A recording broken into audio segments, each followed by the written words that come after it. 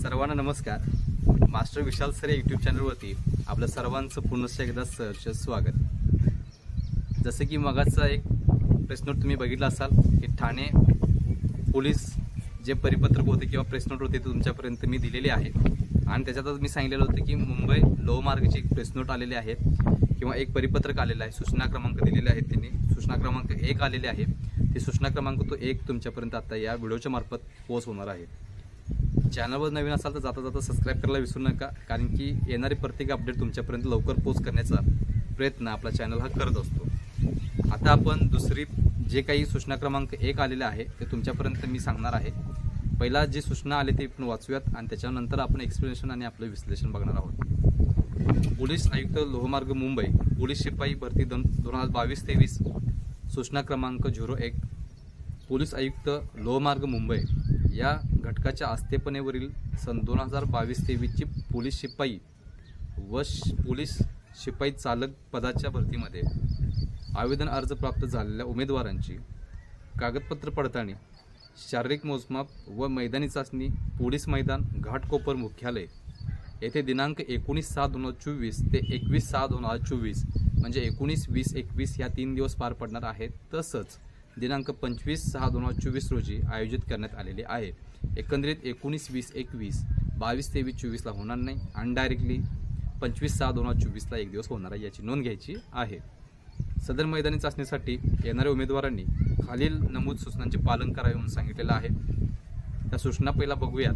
सूचना पण खतरनाक आहेत. सूचना बघूयात आपण. पहिली सूचना आहे उमेदवारांनी मैदानावर शिस्तीचे पालन करावे. दुसरी आहे मैदानावर प्रवेश केल्यानंतर मोबाईल व इतर तांत्रिक साहित्य जवळ बाळगू नये. पावसाळ्यामध्ये सगळं तांत्रिक साहित्य तुम्ही मोबाईल वगैरे सगळी पिशवी, तुमचं वॉलेट असेल, तुमचे पैसे असतील, बॅग असतील, सगळं बाहेर ठेवायचं. भिजून जाऊ दे, त्याचं वाटळ होऊन जाऊ दे, चालेल, पण तुम्ही आत आणायचं नाही. तिसरा, काही पोलीस भरती प्रक्रियेवेळी काही उमेदवारांनी शारीरिक क्षमता चाचणीसाठी स्टेरॉइड इंजेक्शन घेतल्याचे आढळून आलेले आहे. म्हणजे यांनी मान्य केले पण त्यांनी त्यावेळी ॲक्शन घेतलेली नाही आहे आणि कोणी ह्या गोष्टीकडे बघत नाही, लक्षात ठेवा. त्यामुळे त्यांनी नुसतं हे सूचना देऊन का उपयोग नाही आहे. अशी खूप मुलं तिथं आढळतात, त्याच्यावरती तुम्ही ॲक्शन घ्यायला पाहिजे, लक्षात ठेवा. कोणी नाही करत असं, फक्त यांनी द्यायचं म्हणून दिलेलं आहे. तसेच पोलीस भरती मैदान घाटकोपर मुख्यालय येथे हजर राहणाऱ्या उमेदवारांनी इंजेक्शन सिरीज किंवा तत्सम गोष्टी काही जवळ बाळगू नये म्हणून सांगितलेलं आहे. म्हणजे इंजेक्शन असेल किंवा काही एनर्जी ड्रिंक्स असतील किंवा बाकी काय किंवा औषधं असतील तर ती जवळ बाळगू नये म्हणून सांगितलेलं आहे. चौथा मुद्दा आहे उमेदवारांकडे प्रतिबंधित औषधे, इंजेक्शन आढळून आल्यास उमेदवारांना तात्काळ सादर पोलीस भरती प्रक्रियेतून बाद करण्यात येईल. तसेच त्यांच्यावर गुन्हा दाखल करून योग्य ती कारवाई करण्यात येईल याची उमेदवारांनी नोंद घ्यायची आहे. म्हणजे असं कोण आढळलं की ज्याने स्टेरॉइड घेतलंय, इंजेक्शन घेतलेत किंवा औषधं घेतलेत किंवा एनर्जी ड्रिंक घेतलेत, वेगवेगळ्या प्रकारचे आहेत मार्केटला, तसं जर सापडलं त्याच्यावरती ॲक्शन घ्या म्हणून सांगितले. एकतर पोलीस भरती वेळेवर पार होणार नाही आणि हे कधीच चेकिंग करणार हे त्यांनाच माहीत आहे. मुलं पोलीस भरती असू दे किंवा आर्मी असू दे किंवा कुठं पण असू दे, हे सध्या एक ट्रेंडिंग झालं आहे की ते घ्यायचं आणि पळायचं.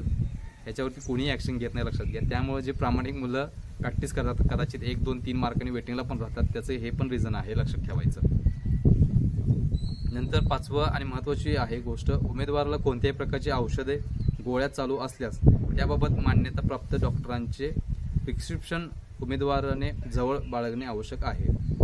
सगळ्या गोष्टी तुम्ही जवळ घेऊन जायचं आहे. जर तुम्हाला एखादा त्रास वगैरे चालू असेल तर औषध, गोळ्या वगैरे त्या गोष्टीचं तुम्ही जवळ घेऊन जायचं आहे, जेणेकरून तुम्हाला त्रास होऊ नये. एवढी काळजी त्यांनी घेतलेलं आहे. पण तुम्ही यायचं आहे ग्राउंडला आणि तुम्ही ग्राउंड द्यायचं आहे. पाऊस पडू दे नसू दे, काय होईल तो होईल, पण तुम्ही यायचं आहे. आम्ही 100 मीटरवरती कागद लावला आहे 100 मीटरचा. पाऊस किती बी पडू दे, पाऊस गेल्यावर आम्ही घेणार. रात्री 12 वाजता ओपन झाला तरी पण रात्री आम्ही 12 वाजता ग्राउंड घेणार, म्हणजे करणार, असं त्यांचं मत आहे. सो ह्या सूचना त्यांनी दिलेल्या आहेत मैदानीसाठी येणाऱ्या लोकांसाठी किंवा आपले जे विद्यार्थी आहेत, उमेदवार आहेत, त्यांच्यासाठी ह्या सूचना त्यांनी दिलेल्या आहेत, ज्या की पोलीस आयुक्त लोहमार्ग यांच्या 2022-23 सूचना क्रमांक 1 मध्ये आहेत. ह्याच्यामध्ये वेगवेगळ्या तारखा दिलेल्या आहेत. एकंदरीत 19 ते 21 तारीख आणि 25 तारखेला हे ग्राउंड घेणार आहेत. ह्या मैदानीमध्ये ह्या ग्राउंडपैकी एका दिवशी जर ग्राउंड पाऊस पडला तर मुलांनी मुंबईमध्ये त्या पावसातच थांबायचं साईडला. त्यांना 2 दिवसांनी जरी ग्राउंडला पाऊस कमी आला की मग त्यांना 2 दिवसानंतर पळवणार, पण त्यांच्या खायचं प्यायचं सगळे वांदे, किंवा मुलांनी घरी जायचं आपल्या आणि 2-4 दिवसांनी परत यायचं. यांना ह्या सगळ्या गोष्टी सोप्या वाटतात, सरकारला ह्या सगळ्या गोष्टी सोप्या वाटतात की बाबा मुंबई लोहमार्गला जर एखाद्या मुलग्यानं नांदेड, नागपूर किंवा लांबच्या भागांमधनं फॉर्म भरला असेल, पोरगं ते एकदा येताना नाखेनं आलेलं असतं, आईबाबाकडून पैसे घेणं असेल, रिझर्वेशन करणं असेल, तिकीट भेटत नसतात, वेळेवर ट्रेन हजर होत नसतात, ट्रेनमध्ये खायचे प्यायचे वांदे असतात, बाहेर राहायचं कसं. त्यांना एक माहिती आहे पाऊस पडणार आहे माहिती आहे, पण आम्ही पर्यायी उपलब्ध केला आहे, मंडप घातला आहे. ठाण्याला की आम्ही मंडप घातला आहे पण तुम्ही यायचं आहे. सिंधुदुर्गला काय म्हणते की आम्ही 100 मीटरवर 100 मीटरसुद्धा कागद झाकलेले आहेत 2, तरी पण तुम्ही यायचं आहे, तुम्ही ग्राउंड यायचं आहे. एवढा अट्टहास कशासाठी हे कोणालाच कळलं नाही. पण एकंदरीत ह्या गोष्टी विद्यार्थ्यांना कळतात, कारण की ते 17, 18, 19 वर्षाची किंवा 14, 15 वर्षाची नाही आहेत, ती 19+ आहेत, 18+ आहेत, काही 25 आहेत, 26 आहेत. त्यांना कळतं हे कशासाठी चालू आहे. त्यामुळं सरकारने ह्या गोष्टीवरती विचार करावा. एकंदरीत ठाण्याची तर पोलीस भरती एकंदरीत 36-37 दिवस चालणार असताना सुद्धा त्याच्यावरती विचार करायला नाही सरकारनं. त्याच पद्धतीने आता हे 4-5 दिवस मुंबई लोहमार्ग कशा तर निघून जातील, पण त्यानंतरच्या घटकांचं काय आहे. इथं 7 लाख 8 लाख अर्ज आहेत, त्या घटकांचं काय करणार तुम्ही. पर डे तुम्ही 4000 संपवणार आहे म्हणे, फक्त 4000 होतील तुम्हाला, त्याच्यापुढे तुम्ही करू शकत नाही, लक्षात घ्या. सो खूप महत्त्वाच्या गोष्टी आहेत. एकंदरीत ही भरती प्रामाणिकपणे विद्यार्थ्यांवरती अन्याय करण्यात आहे, एवढं लक्षात ठेवायचं.